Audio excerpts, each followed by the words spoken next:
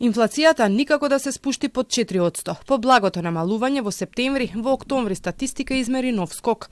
Па така од извештајот може да се види дека минатиот месец во однос на истиот период лани, инфлацијата е зголемена за 4,5%.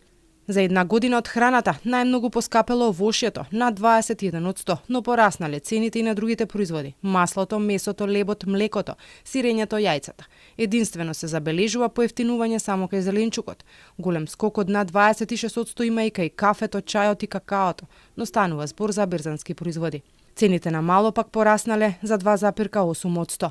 Од ССМ велат дека е крајно време надлежните да разберат дека со оваа скапотија тешко се живее и дека треба да се зголемат платите. Конечно дојде време да го слушнат гласот на работниците и гласот на граѓаните дека на оваа скапотија тешко се преживува, и мислам дека можевме да бидеме лидери во регионот со зголемување на платите. Веројатно ќе бидеме на опашката, бидејќи сите веќе најавија драстично зголемување и на минималната плата, но и на сите останати плати во регионот. Очекуваат во најскоро време да има нов економско-социјален совет на кој би се разговарало за плати и инфлација и дека нема долго да траат тие дискусии, туку дека брзо ќе се делува.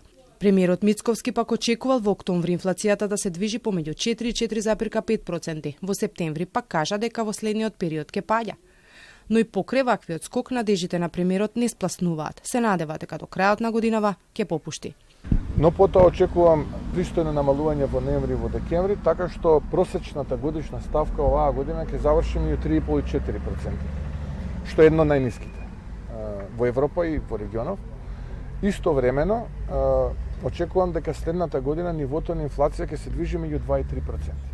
Освен кај храната, цените се зголемиле и за рекреација, култура, за рестораните, хотелите, облеката, обувките, за здравствената заштита.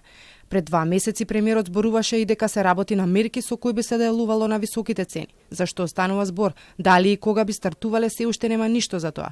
И ја нема ниту владината кошничка која почна да се крира откако за она на ССМ беше соопштено дека во нејзи има спорни работи.